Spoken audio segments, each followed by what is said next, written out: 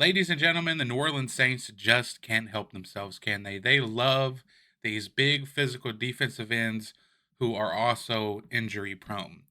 Obviously, the Saints signed Chase Young a few days ago. Everybody knows that by now. And everybody was waiting on the Saints to make a free agency move, right? Make a splash, make an exciting move.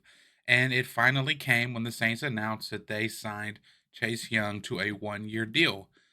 I was, kind of so on it because I did watch a lot of Chase Young for another video on my other channel, and I seen a lot of effort issues, a lot of concerns as far as his effort goes. But there's no denying that he has talent, and when he is, giving it his all, that he's a special player, or at least has the potential to be a special player. But that's beside the point.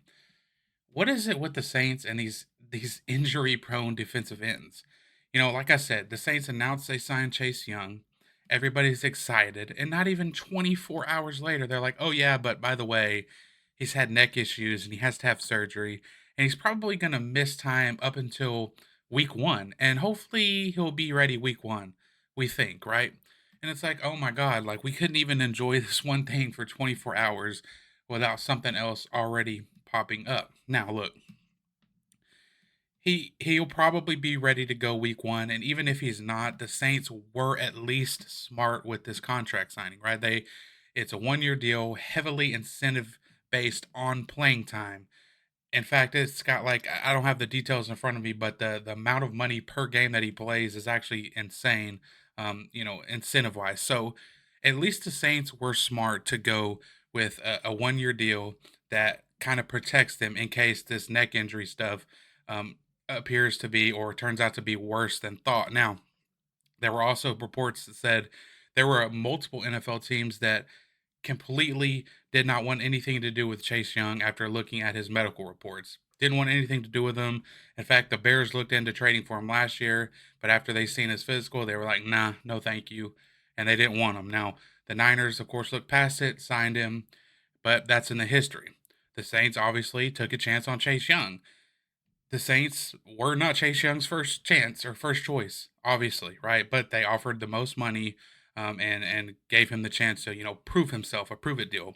But whatever. But back to my original point, the Saints just can't help themselves, man.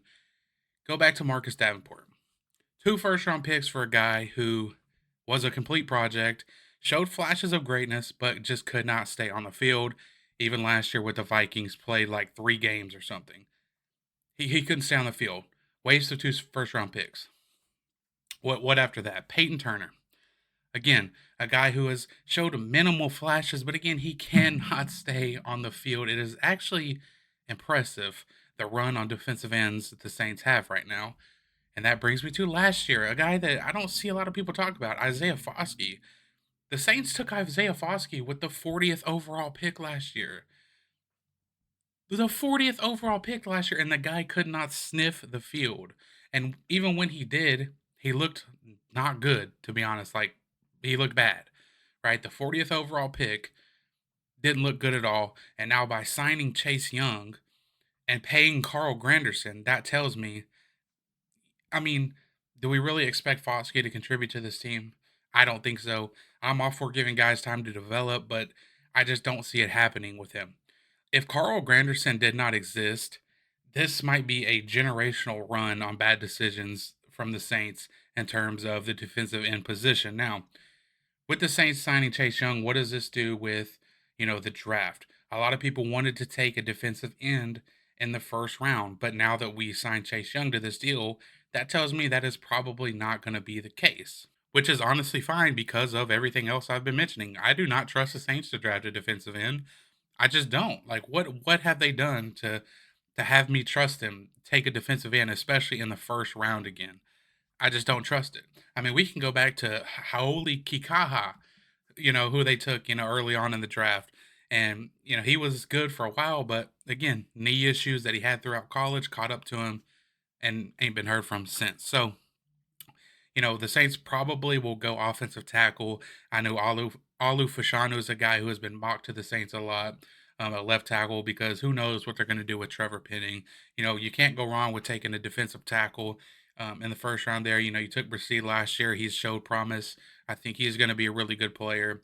But, you know, there's just so many different positions. You can go wide receiver with Michael Thomas leaving, and you can always do with good depth at the wide receiver position. A lot of options available for the Saints in the first round. But man, like this Chase Young stuff, it's just insane because everybody got excited.